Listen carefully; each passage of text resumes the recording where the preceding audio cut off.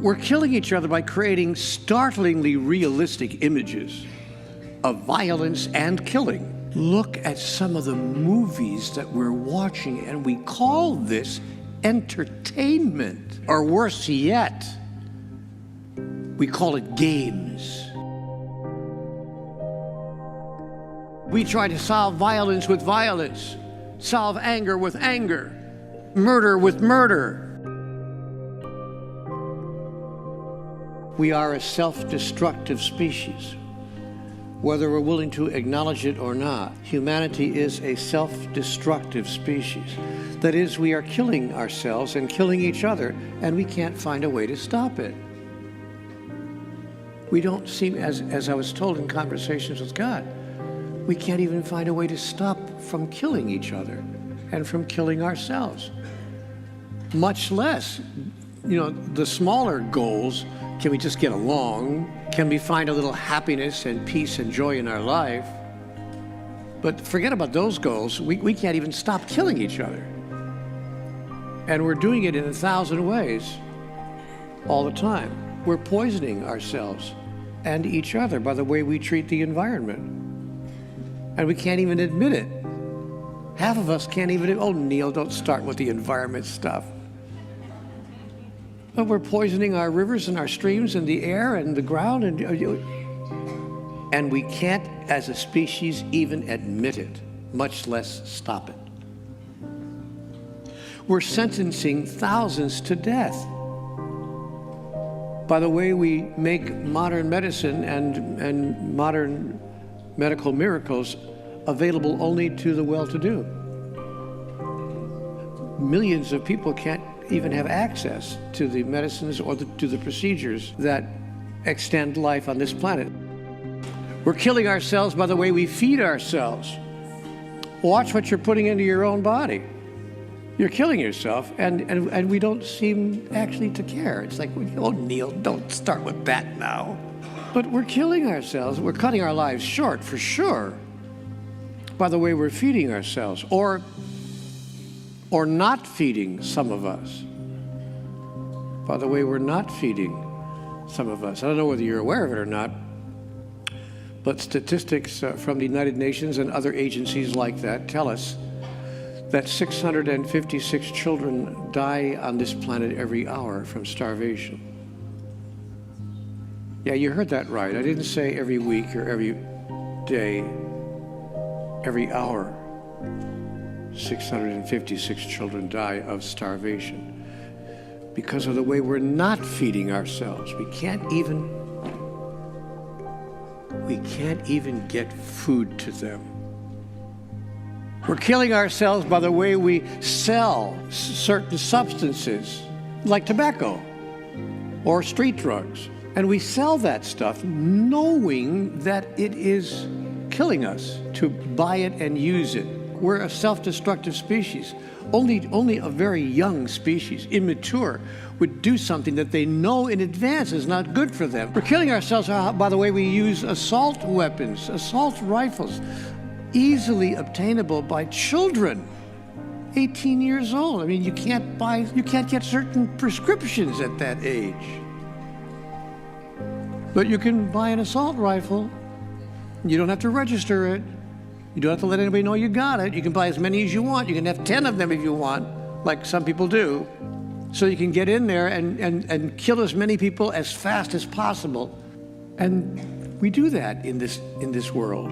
We're killing each other by creating startlingly realistic images of violence and killing, and putting them on huge screens in movie theaters and on television screens as well, and calling it entertainment. We've created the most incredible images of it so we can continue to look at the horror and the devastation of violence and killing in front of us on a huge screen, sometimes in 3D.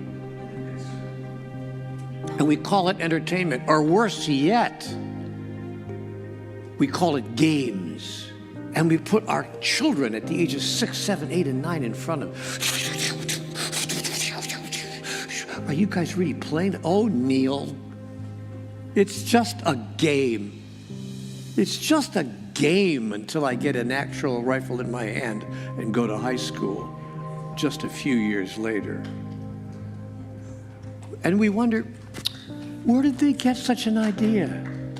But we put them in front of this, they become our babysitters. We're killing each other in the most unusual way. We actually kill people deliberately with malice aforethought, total awareness, by the authority of the state. That is, the government kills people in order to teach people that killing people is not okay. And we fail to see the contradiction. We call it the death penalty. I'll teach you not to kill people, I'll kill you deliberately. Totally ignoring Einstein's brilliant insight that you cannot solve any problem using the identical energy that created it. No, but we try to solve violence with violence, solve anger with anger, end murder with murder. We kill people in the name of God. We use God as our justification for killing other people. We can call it by lots of names, but we kill people in the name of God, and we've been doing it for centuries on this planet. That's the species of which we are members. But we're certainly all witnessing it, and it's getting to the point where we wake up in the morning almost nervous to turn on the internet or read the paper. We don't want to turn the news on. Like, what's happening? What's going on? How can it get any worse? And what can be done, if anything, to make it better? And that becomes the question of the day. So let's look at how we can participate if we choose to make it better. Because, guys, ladies and gentlemen, truly, honestly, and all joking aside, it's now or never time. It happens in the next 20 or 30 years, and that's a long stretch, or it's not going to happen at all. So this is about the future of yourself, if you're a younger person, certainly of your children, absolutely of your children's children. That's what we're talking about here. And if any of that matters to you, then you'll want to listen carefully. So let's take a look at those ways that you can involve yourself in the process of evolution. And let's begin by remembering what I said at the outset. It has to do with you and you and you and you. What have I done, speaking about myself, and you get to ask yourself the same question. What have I done today to move forward my own evolutionary journey, my own evolutionary process? I've observed that people fall into a number of different categories. There are those who don't know,